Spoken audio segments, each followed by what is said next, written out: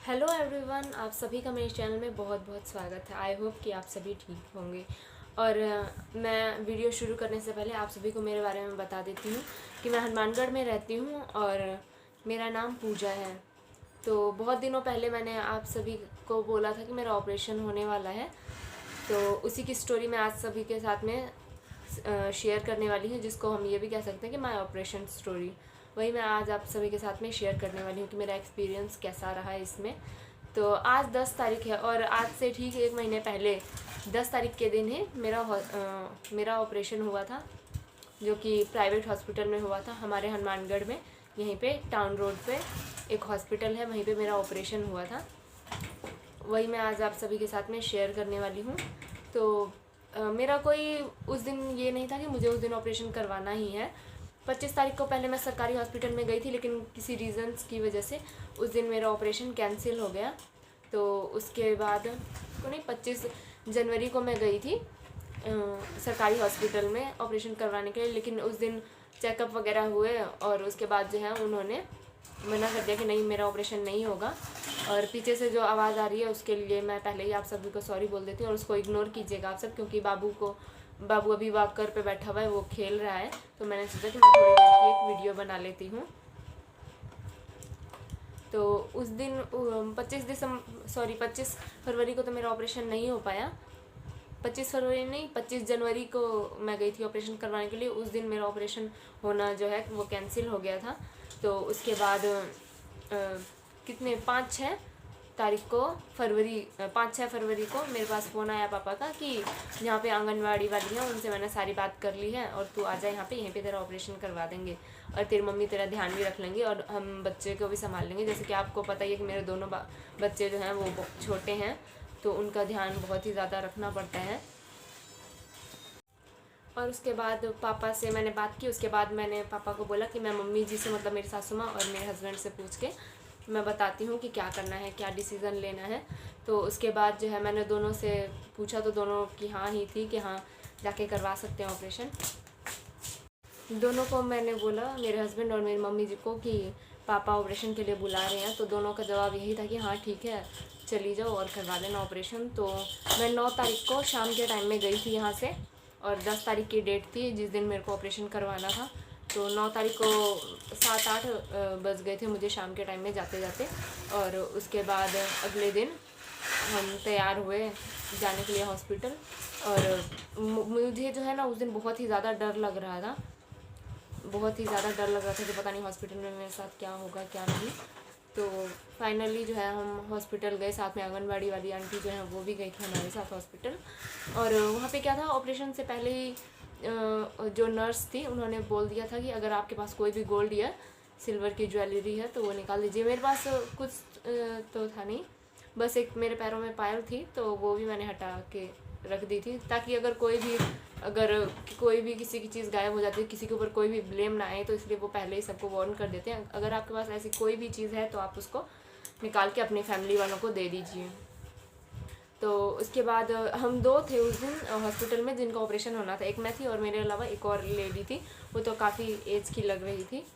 तो operation theatre में सारे चेकअप वगैरह हुए। उससे पहले तो हॉस्पिटल जाने के बाद जो भी चेकअप होते हैं, ब्लड टेस्ट और भी 2-3 टेस्ट जो होते हैं, बीपी चेक होना, वो सारे टेस्ट वहाँ पे हुए। उसके बाद में डॉक्टर ने डन कर दिया कि हाँ ठीक है, हो जाएगा इनका ऑपरेशन। तो और उसके बाद ऑपरेशन थिएटर में हम दोनों को ले के जाया गया, एक और लेडी जिनका ऑपरेशन होना था और एक मैं, हम दोनों थे। तो ऑपरेशन थिएटर में लेके जाने के बाद हमें जो भी इंजेक्शन लगने थे वो सारे इंजेक्शन लगे, उसको भी, मेरे साथ में जो एक लेडी थी और साथ में मुझे भी। तो लेटी हुई थी मैं वहाँ पे, और मेरे साथ में जो एक और लेडी थी वो भी लेटी हुई थी। तो मुझे आवाज़ आई कि खर्राटे की आवाज़ आ रही है। मैं सोचा अजीब है, उस लेडी का ऑपरेशन हो रहा है और वो सो रही है। और उसके बाद फिर मुझे भी 1-2 इंजेक्शन लगे जो भी लगने थे। उसके बाद मैं खुद को टच करके देख रही थी कि मतलब ऐसा होता है ना कि ऐसा कोई टीका लगा देते हैं जिससे आपको कुछ पता नहीं चलता। मैं अपनी बॉडी को टच करके देख रही थी, लेकिन मुझे तो सब पता चल रहा था। तो मुझे ऐसा लग रहा था कहीं ऐसा तो नहीं है ना कि मुझे तो सब कुछ फील हो रहा है, कहीं ऐसे में तो ये मुझे काट पीट के नहीं रख देंगे ना। मुझे बहुत ही ज़्यादा डर लग रहा था उस टाइम पे। और उसके बाद फिर उन्होंने मुझे कहा कि दूसरी साइड मुँह कर लो। फिर वहाँ पे जो नर्स पता नहीं डॉक्टर थी, उन्होंने मुझे कहा कि दूसरी साइड मुँह कर लो, इसकी तरफ मत देखो। तो फिर मैंने दूसरी साइड मुँह कर लिया। उसके बाद पता नहीं उन्होंने कौन सा इंजेक्शन लगाया, उन्होंने कहा दूसरी साइड मुँह कर लो। मैंने दूसरी साइड मुँह करके आंखें बंद कर ली, और आंखें बंद करने के बाद थोड़ी देर बाद मैं कुछ देखना चाहूँ, लेकिन कि मुझे कुछ भी दिखे ही ना। मैं आंखें खोलूँ, मुझे पता ही नहीं चला था मेरी आंखें खुल भी रही है या नहीं। पहले तो मुझे बहुत ही ज़्यादा डर लग रहा था, लेकिन कि मेरा कब ऑपरेशन हो गया मुझे कुछ पता ही नहीं चला। आंखें बंद करने के बाद में क्या हुआ क्या नहीं, मुझे कुछ भी पता नहीं चला। उन्होंने पता नहीं ऐसा कौन सा इंजेक्शन लगा दिया था। वैसे एक तरीके से अच्छा ही वक्त, मुझे कुछ भी पता नहीं चला, वरना तो पता नहीं कितना ज़्यादा पेन होता। और वो जो थी आंगनबाड़ी वाली आंटी, वो मुझसे पूछ रही थी कि मैं उनसे पूछ रही थी, मुझे कुछ भी होश नहीं था, मुझे कुछ भी समझ नहीं आ रहा था।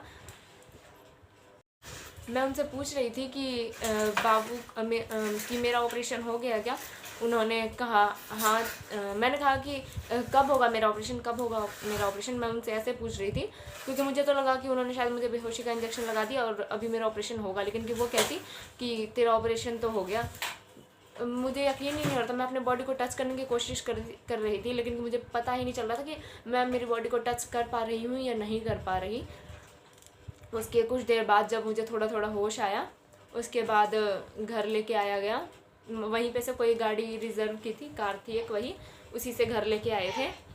तो घर पे लाने के बाद जो है फिर, और जब मुझे कार से घर लेके आया जा रहा था तो मैं रास्ते में भी पूछे जा रही थी हम कहाँ जा रहे हैं, कहाँ जा रहे हैं। बस मेरे कानों में आवाज़ जा रही थी कि हम घर जा रहे हैं, लेकिन कि मुझे कुछ भी दिखाई नहीं दे रहा था कि हाँ भाई हम सड़क पे हैं कि क्या है। बस ऐसा था कि हम कहीं जा रहे हैं। तो उसके बाद जब हम घर पहुँचे तो दो जने कोई थे, एक पता नहीं दो जनों ने मिलके मुझे घर के अंदर किया। और उसके बाद घर पे आने के बाद मम्मी ने मुझे दवाई वगैरह खाने के लिए उठाया, लेकिन कि उस टाइम मुझसे उठा भी नहीं जा रहा था। जैसे ही थोड़ी सी मैं खड़ी होने की कोशिश करती, वैसे ही वॉमिटिंग जैसा मेरा मन हो रहा था। पता नहीं उतनी सारी इंजेक्शन के अंदर शायद उन्होंने कुछ दवाइयाँ वगैरह डाल दी थी, जिससे कि मतलब वो मेरी बॉडी में दवाइयाँ अभी भी थी जो कि रिएक्ट कर रही थी, जिससे कि मेरा जी घबरा रहा था बहुत ही ज़्यादा, उल्टी जैसा मेरा मन हो रहा था।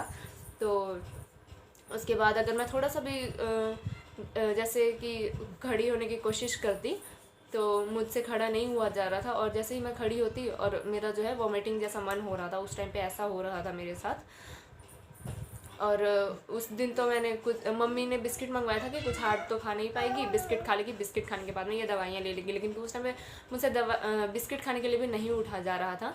उसके बाद 7-8 दिनों तक, मतलब उस टाइम पे क्या था, मुझे नीचे नहीं लेटना था, तो मुझे गद्दे के ऊपर ही सोना था, ऊपर, क्योंकि अगर नीचे सोते हैं तो उस पे नीचे लेटने के बाद जब हम खड़े होते हैं तो उस पे हमारा बहुत ही ज़्यादा ज़ोर लगता है खड़े होने के लिए। तो इसलिए मुझे या तो बेड पे सोना था या तो खाट के ऊपर सोना था, ये सिस्टम था उस टाइम पे। और मेरा ऑपरेशन होने के बाद में 8 दिन बाद की डेट थी कि 8 दिन बाद टांगे कटेंगे। और उस बीच में जो है मेरे मम्मी पापा ने मेरे खाने पीने का बहुत ही ज़्यादा ध्यान रखा, और फाइनली मेरा ऑपरेशन जो है वो हो ही गया। और अब मैं आपको ये सब बातें बता देती हूँ कि ऑपरेशन होने के बाद किन किन बातों का ध्यान रखना पड़ता है। ऑपरेशन होने के बाद में आप ऑपरेशन एक ही कंडीशन पे करवा सकते हैं कि आपको खांसी नहीं हो रही हो, तभी आप ऑपरेशन करवा सकते हैं। क्योंकि अगर आप खांसी करने की कोशिश करोगे तो आपके पेट पे बहुत ही ज़्यादा असर पड़ता है। मेरे ऑपरेशन के 1-2 दिन बाद पता नहीं कहीं से धुआं आ रहा था, तो मैंने मम्मी को बोला मम्मी कहीं से धुआं आ रहा है, हमारे आस पड़ोस में किसी का चूल्हा जल रहा होगा जिसकी वजह से धुआं हो रहा था, और मुझे खांसी आ रही थी। और मैं खांसी करने की कोशिश कर रही थी, लेकिन मुझसे खांसी नहीं की जा रही थी।